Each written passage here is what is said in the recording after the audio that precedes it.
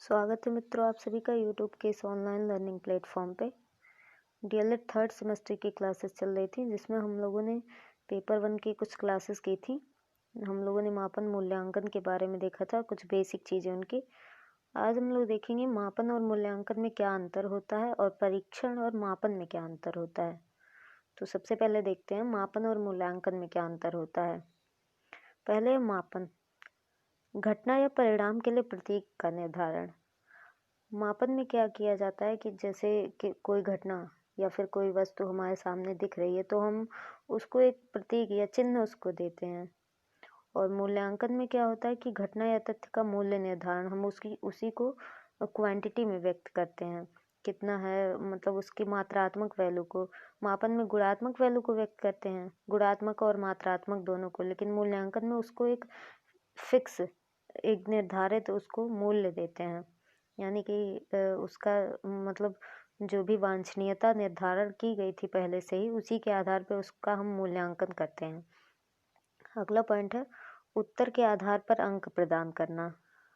हम बच्चों का जैसे कि कोई टेस्ट ले रहे हैं, जैसे या तो वीकली टेस्ट हो गया या फिर मंथली या सालाना टेस्ट, जो भी एग्ज़ाम वगैरह ले रहे हैं उसके आधार पर उनको अंक प्रदान करना। और मूल्यांकन में क्या होता है कि स्थिति का निर्धारण करना।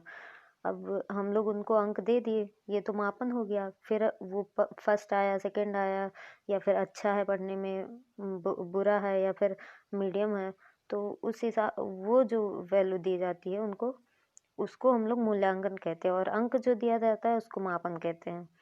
अगला पॉइंट है किसी एक गुण या चर का मापन।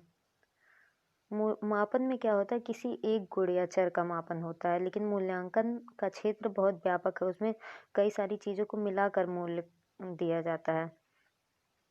इसमें निश्चित धारणा नहीं बनाई जा सकती है।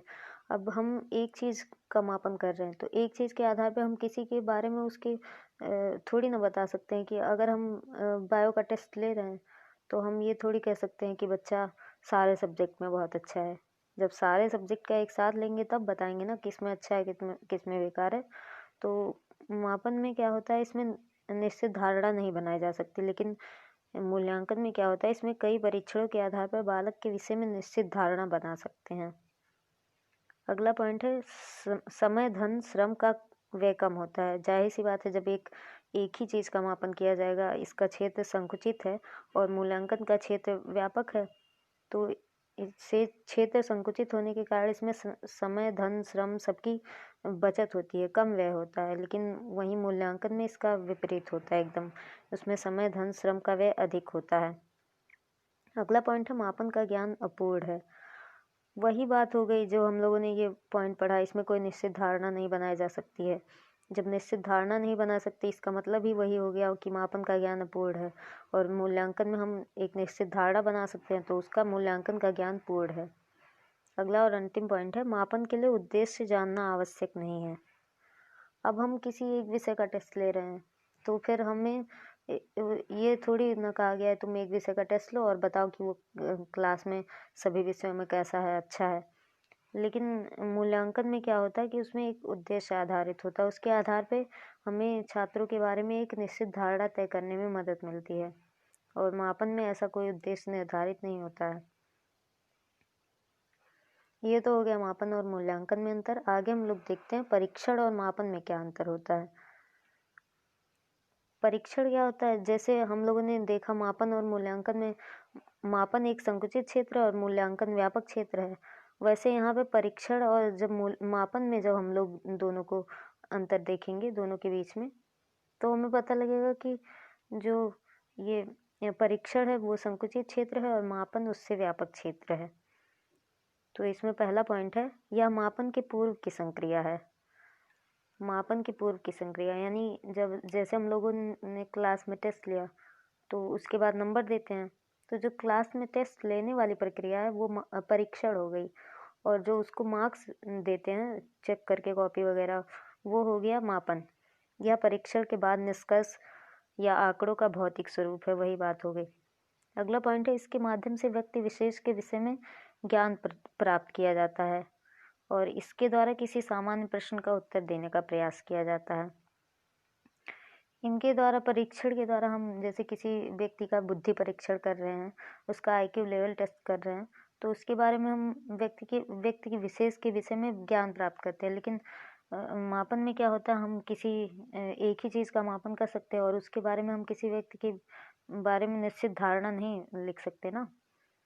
अगला पॉइंट है परीक्षण का क्षेत्र संकुचित है। वही मैंने सबसे पहले बताया कि परीक्षण का क्षेत्र जो है वो संकुचित है और मापन का क्षेत्र व्यापक है। जब इन दोनों का कंपैरिजन करेंगे, परीक्षण और मापन का, लेकिन जब मापन और मूल्यांकन का कंपैरिजन करेंगे तो मापन का क्षेत्र संकुचित हो जाएगा और मूल्यांकन का क्षेत्र व्यापक। अगला पॉइंट है विभिन्न प्रकार के पदों को मानवीकृत करके उपयोग में लाया जाता है। इस पॉइंट में क्या है कि जैसे कई सारे अलग अलग चर हैं, अलग अलग पद हैं, उनको परीक्षण के माध्यम से उनको प्रयोग में लाया जाता है, उनको मानव से रिलेट करके बताया जाता है। सब चीज़ें मानव के संदर्भ में ली जाती हैं, मतलब मनुष्य जो जो भी कार्य व्यवहार कर रहे हैं या फिर जो भी वस्तु उससे रिलेटेड हैं, उनको मानवीकृत करके उपयोग में लाया जाता है। और मापन में क्या होता है, वस्तुओं को नियमानुसार संख्यात्मक रूप प्रदान करते हैं। कोई भी वस्तु निर्जीव हो सजीव हो, उनको हम एक संख्या प्रदान करते हैं।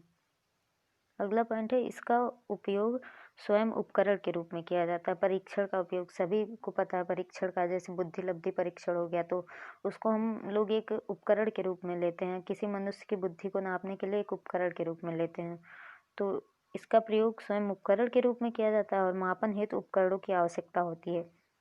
परीक्षण के बाद ही मापन होता है, तो परीक्षण उपकरण हो गया और मापन में हम लोग कई सारे उपकरणों को यूज़ करके तब मापन करते हैं। अगला पॉइंट है इसका संबंध मानसिक व मनोवैज्ञानिक गुणों से होता है और मापन का संबंध मात्र भौतिक गुणों से होता है।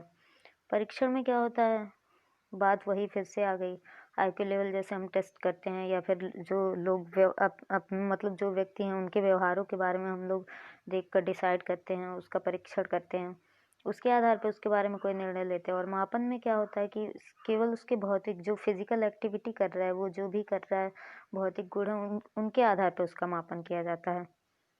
अगला और अंतिम पॉइंट है किसी अवधारणा या परिकल्पना के सत्यापन हेतु किया जाता है।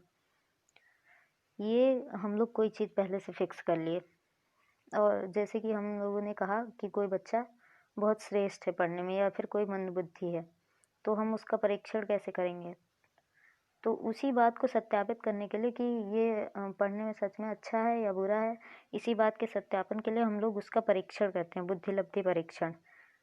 या फिर कोई और भी एग्जाम्पल ले सकते हैं, ये एक सिंपल सा एग्जाम्पल है, उसका बुद्धि लब्धि परीक्षण करते हैं। तो ये किसी घटना या अवधारणा को सत्यापित करने के लिए होता है। और मापन क्या होता है, छात्र की अंतर्निहित क्षमताओं को अंकीय मान देना होता है।